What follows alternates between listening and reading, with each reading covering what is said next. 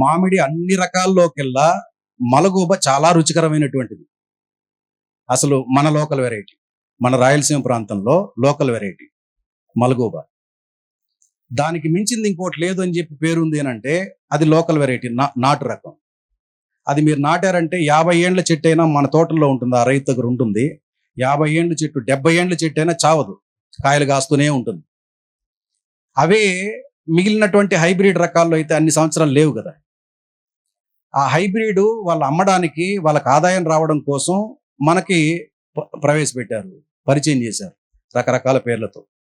ఇప్పుడు ఎట్లంటే గ్రాఫ్టెడ్వి మంచిదే, డెవలప్డ్ వెరైటీస్ కొంతవరకు మంచిదే. ఇప్పుడున్న సీజన్లో మామిడికాయలు ఫ్రీగా ఇస్తా ఉన్నా కొని తినేవాళ్ళు లేరు.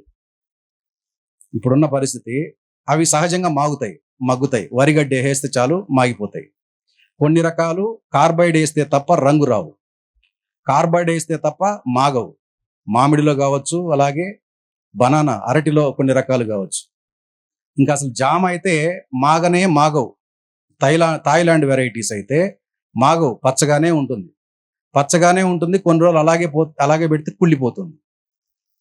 మాగనటువంటి కాయలు అది అసలు ఆరోగ్యానికి మంచిదే కాదు. దాంట్లో విత్తనాలు ఉండవు, విత్తనాలు లేకపోగా పోషకాలు ఉండవు, మన హార్మోన్స్ని ఇంబ్యాలెన్స్ చేస్తూ ఉంటుంది. ఇది మనం తెలుసుకోవాల్సినటువంటి విషయాల్లో ఈ విషయాలు అర్థమైతే చాలు.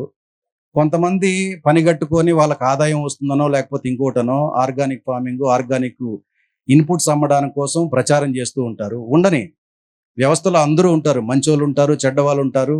వాళ్ళు ఆ విధంగా బతకని వాళ్ళని వదిలిపెట్టేద్దాం. మనం ఆ మాయలో పడద్దు. పూర్తిగా విత్తనం ఒకసారి తెచ్చుకుంటే జీవితకాలం మన దగ్గరే ఉంటుంది. ఒక్క ఆవు కుటుంబం మొత్తాన్ని పోషిస్తుంది. మనుషుల యొక్క మనుగడ 2 కోట్ల సంవత్సరాలు మాత్రమే, 2 కోట్ల సంవత్సరాలు. అదే దేశవాళీ ఆవు 5 కోట్ల సంవత్సరాలు. రాక్షసులు దేవతలు అమృతం కోసం పాల సముద్రాన్ని మదిస్తే పుట్టినటువంటి మొట్టమొదట గోవు కామధేనువు. అది దేవదూత, పాలేకర్ గారి మాటల్లో. మనిషికి, భగవంతునికి ఉన్నటువంటి దేవదూత దేశవాళీ గోవు. దాని గురించి ఎంత చెప్పుకున్నా తక్కువే.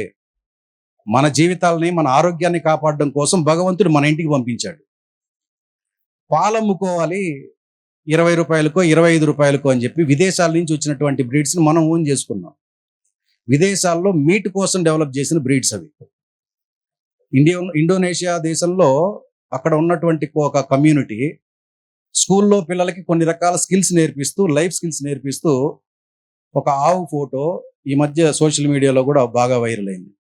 ఒక ఆవు ఫోటో, ఆవు గొంతు ఎలా కోయాలి, మాంసపు ముక్కల్ని ఎలా వేరు చేయాలి, తోలు ఎలా తీయాలి, ఇవి స్కూల్లో నేర్పిస్తున్నారు ఒక కమ్యూనిటీకి సంబంధించి. అది బ్రీడు వాళ్ళు మాంసం కోసం వేయిండొచ్చు. మనం ఇక్కడ దాన్ని ఆవు అనాల్సిన అవసరం లేదు. మన దేశవాళీ గోవు, గోపురం గంగడోలు ఉన్నటువంటి గోవే నిజమైనటువంటి గోవు. అది తినడానికి ఎవరికీ మనస్కరించదు, సహజంగా దాని జోలికి పోరు. ఒకవేళ పోయారు అని అంటే ఇంక నరమాంస భక్షకులే చెప్పచ్చు. మాంసం కోసమే బ్రాయిలర్ కోడ్ లాగా తయారు చేసుకున్నారు ఈ హెచ్ఎఫ్ జెర్సీలు, సీమ ఆవులు అంటారు వాటిని, విదేశాల నుంచి తెచ్చుకున్నటువంటి ఆవులు.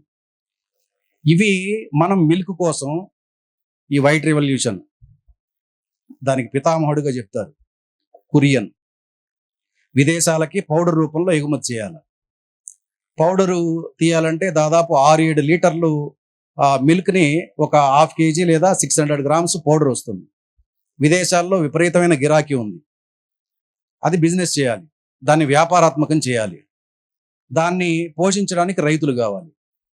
మొదట ఉచితంగా ఇచ్చారు, తర్వాత సబ్సిడీకి ఇచ్చారు, తర్వాత డైరీ ఫామ్లోనే అప్పులు ఇచ్చారు, మీరు ఆవులు కొనుక్కోండి అని. ఆ తర్వాత మీరు పాలు పోయండి, మీకు డబ్బులు ఇస్తాం. కోవిడ్ అప్పుడైతే పూర్తిగా తగ్గిపోయింది, 14 రూపాయలు 15 రూపాయలే ఇచ్చారు. ఇప్పుడు 25 రూపాయలు 30 రూపాయలు ఇస్తున్నారు. ఒక కుటుంబాన్ని పోషించగలుగుతోంది. కొంతకాలం పోషించుకున్నాం, కానీ ఆ కుటుంబం ఎంత అనారోగ్యంతో ఉందో చాలా మంది గమనించవచ్చు. మా కుటుంబం కూడా ఒకటి. హెచ్ఎఫ్ జెర్సీ ఆవులు, వాటి పేడ పంచితంలో ఉన్నటువంటి విషపు కీటకాలు మనకు అనారోగ్యాన్ని కలిగిస్తాయి. అది భూమికి మంచిది కాదు, మన శరీరానికి, దేహానికి మంచిది కాదు. భూమిలో ఉన్నటువంటి మంచి చేసేటువంటి సూక్ష్మజీవుల్ని చంపుతాయి హెచ్ఎఫ్ జెర్సీ ఆవులు. గోపురం గంగడోలు ఉన్నటువంటి ఆవు గోమయం స్మెల్ రాదు, అది పరిశుద్ధమైంది. మీకు తెలుసా, పెద్దవాళ్ళు ఎవరైనా ఉంటే ముక్కులోంచి ఈ ఎండాకాలంలో రక్తం వస్తుంది. నాకు కూడా అప్పుడప్పుడు ఎక్కువ టెన్షన్ ఫీల్ అయినా, ఎండకి ఎక్కువ పని చేసినా ముక్కులో ఎండిపోయి ఆ తేమ తగ్గిపోయి ముక్కులోంచి రక్తం వస్తుంది. వెంటనే మా అమ్మ ఏం చేస్తుందనంటే గోవు పిడక తీసుకొచ్చి అంత ముక్క నలిపి ముక్కు దగ్గర పెట్టుకోరా, వెంటనే తగ్గిపోతుందని. ఎవరికన్నా గుర్తుందా అది? గోమయం పిడక, ఎండిపోయినటువంటి పిడకని ముక్కు దగ్గర తీసుకుంటే ఆ గాలి పీలిస్తే ఆ రక్తస్రావం తగ్గుతుంది. ఇంత వైద్యానికి ఉపయోగించేటువంటిది గోమయం, దేశవాళీ గోమయం. గోపంచతం రోజు ఇంట్లో చల్లుతూ ఉంటే ఏ విషకీటకాలు ఉండవు. చాలా మంది ఇంట్లో చెదులు వచ్చిందనో, లేకపోతే కాక్రోచ్ వచ్చాయనో, లేకపోతే ఇంకేందో విషకీటకాలు ఉన్నాయని చెప్పి రోజు కెమికల్ పెనాయిలు లేకపోతే కెమికల్ విపరీతంగా చల్లుతూ ఉంటారు. ఈ మనం కాంక్రీట్ ఇండ్లు వచ్చిన తర్వాత ఇదే మనం చేస్తున్నటువంటి పని.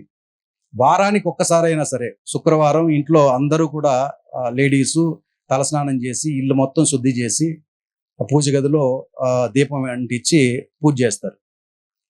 ఇప్పటికీ ఆ ఆచారాన్ని, ఆ గోపంచతాన్ని ఇల్లు మొత్తం చల్లగలిగితే, బట్టల మీద చల్లగలిగితే, కర్టన్ల మీద చల్లగలిగితే, నేల మీద చల్లి శుభ్రం చేయగలిగితే విషకీటకాలు పోతాయి. అంత గొప్పది దేశవాళీ గోవు యొక్క పంచితం, ఆ గోమయం అంత గొప్పదైతే మనకి దీన్ని గోవు అని చెప్పి తీసుకొచ్చి పరిచయం చేశారు. ఇవి మనకు చెప్పేవాళ్ళు లేరు. మనకు ఊళ్ళో ఎవరైనా ఒక పెద్ద రైతు ఉంటే ఆయన ఏం చేస్తే అదే కరెక్టు, మనం ఆయన అనుసరిద్దామని చెప్పి చేయడం ఉంటుంది. అదే ఊళ్ళో ఎవరైతే పెద్ద రైతు అని చెప్పి ఎవరైతే ఉన్నారో, నేను ప్రతి గ్రామంలోనూ గమనించాం, నేను పుట్టిన గ్రామంలో కూడా ఆ పెద్ద రైతులు ఎవరు ఊళ్ళో లేరు. ఇప్పుడు వాళ్ళకి భూములు ఉన్నాయి, ఇంట్లో ఎవరు లేరు, సిటీకి వెళ్ళిపోయారు. కొంతమంది భూములు అమ్ముకొని వెళ్ళిపోయారు. ఎప్పుడో దీపావళికో సంక్రాంతికో వచ్చి దీపం పెట్టడానికి మాత్రం వస్తున్నారు. ఇప్పుడు చిన్న సన్నకారు రైతు మాత్రమే ఊళ్ళో ఉంటున్నారు. మనకి ఎవరైతే ఆదర్శం అని చెప్పి హెచ్ఎఫ్ జెర్సీ ఆవులు తీసుకొచ్చి మీరు తీసుకోండిరా, నేను తీసుకున్నాను కదా, మీరు చేయండిరా రసాయన వ్యవసాయం, నేను చేశాను కదా అని చెప్పి అనుకున్న వాళ్ళు ఎవరు లేరు. ఇప్పుడు భూములు అమ్ముకునే స్థితికి వెళ్ళిపోయారు. ఊరు మొత్తం ఖాళీ అయింది. ఇప్పటికీ మనం తెలుసుకోకపోతే, ఎవరైతే మనం ఆదర్శం అనుకున్నామో వాళ్ళు మంచి చెప్పుంటే నిజంగా మన జీవితాలు బాగుపడేవి. ఇప్పుడు మంచి చెప్పాల్సింది ఎవరంటే చిన్న చిన్న రైతులే.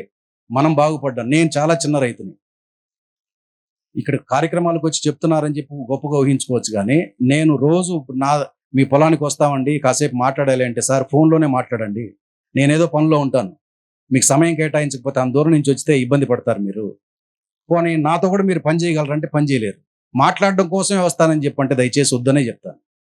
అన్ని పనుల్లో ఉంటాం. ఉదయం నిద్ర లేచినప్పటి నుంచి ఆవుల దగ్గర కానీ, లేకపోతే పొలం పనుల్లో కానీ కూలీలతో సమానంగా మనం పని చేస్తున్నాం, పని చేయాలి కూడా. చిన్న సన్నకారు రైతు, నాలాంటి రైతులు వ్యవస్థను మార్చవచ్చు. దానికి పెద్ద పెద్ద రైతులు ఊళ్ళో భూస్వాములే అవసరం లేదు, వాళ్ళు మారాల్సిన అవసరం లేదు. మనం ఇప్పుడు అది ప్రపంచం గోళాకారంలో ఉందని చెప్పి అంటున్నాం కదా, తిరిగి తిరిగి మనం అక్కడికే రావాలి. మనం మారితేనే మన మనుగడ ఉంటుంది, లేకపోతే కుదరదు. మరిన్ని అప్డేట్స్ కోసం బ్యాక్ టు రూట్స్ యూట్యూబ్ ఛానల్ని సబ్స్క్రైబ్ చేసుకోండి.